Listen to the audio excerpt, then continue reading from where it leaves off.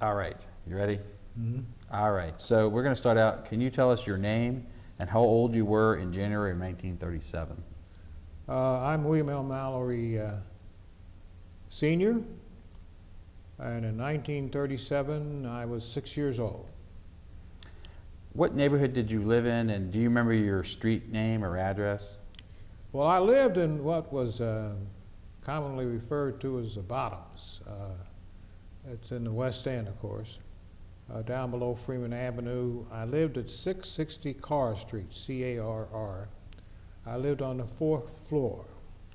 I was approximately, by walking distance, about 15, 20 minutes from the Ohio River at that time.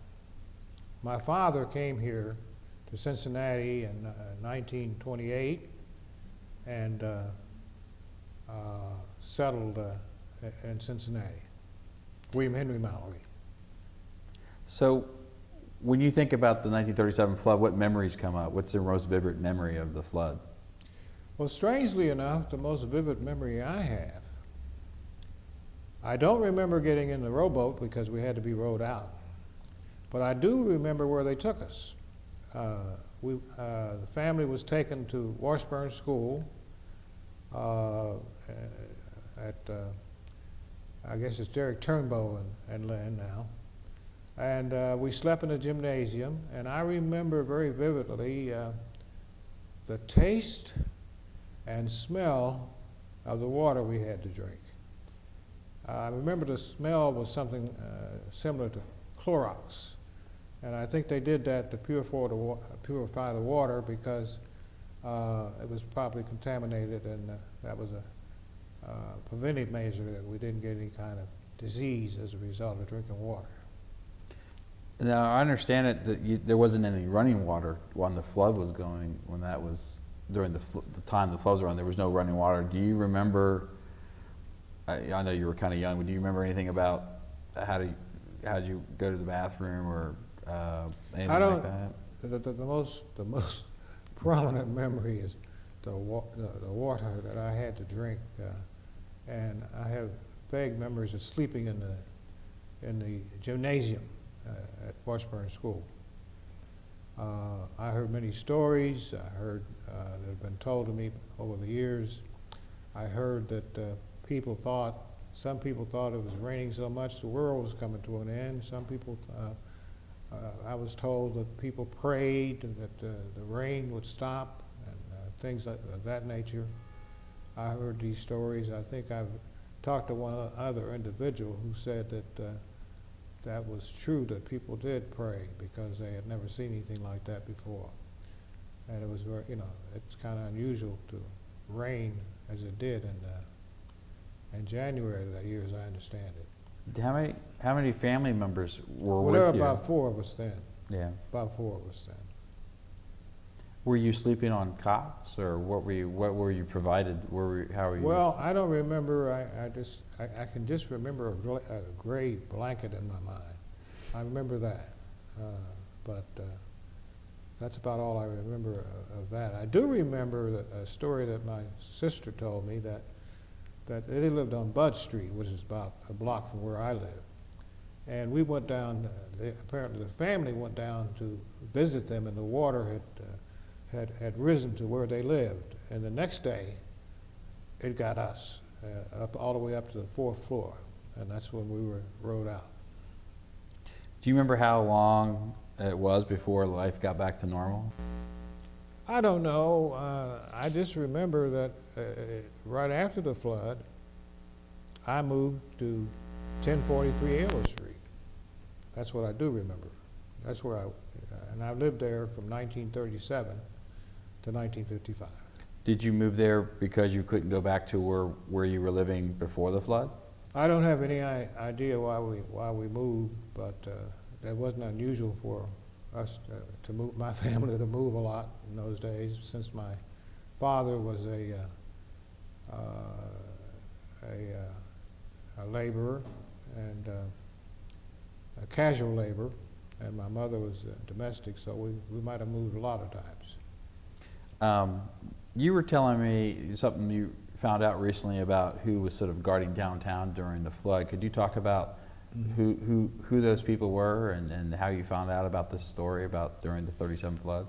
Well, Clarence Nealon, who was my sergeant when I was in the 137th Anti-Aircraft Weapons, Automatic Weapons Battalion of the Ohio National Guard, told me that National Guard unit composed entirely of African Americans actually guarded downtown Cincinnati, which was totally flooded.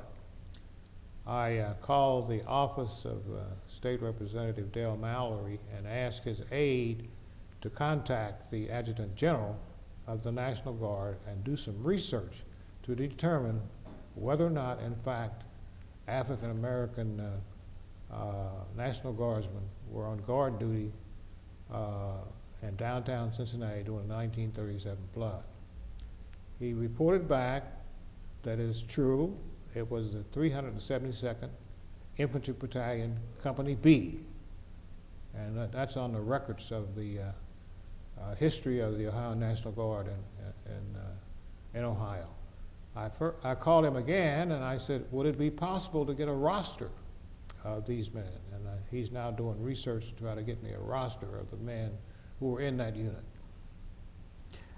Can you talk about how the 1937 flood, or you've heard over the years, how it affected African Americans? Because you don't really hear that story as much. Can you maybe comment a little bit about how it affected the community? Well, remember, this is during the Depression, and black families were struggling very much just for existence. And for instance, many of them were on relief, and they had a welfare department, and eventually food was being delivered by the welfare department, by the John Clark Trucking Company, to the doors of people in that area. So very few people had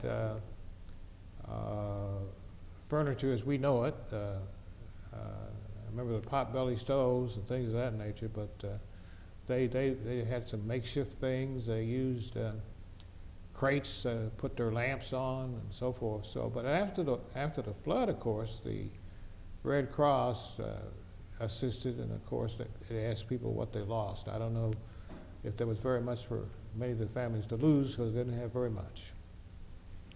So my final question is, when you think of the 1937 flood, I mean, what do you usually think about, or I mean, what do you usually, I don't know.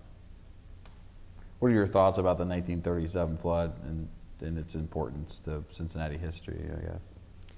Well, my thoughts are that since it was almost like a abnormal situation that took place, I mean, who would have thought that you would have had a flood in January? I mean, usually you think of rain and in the springtime, you know, April flowers bring us Mayflowers or something.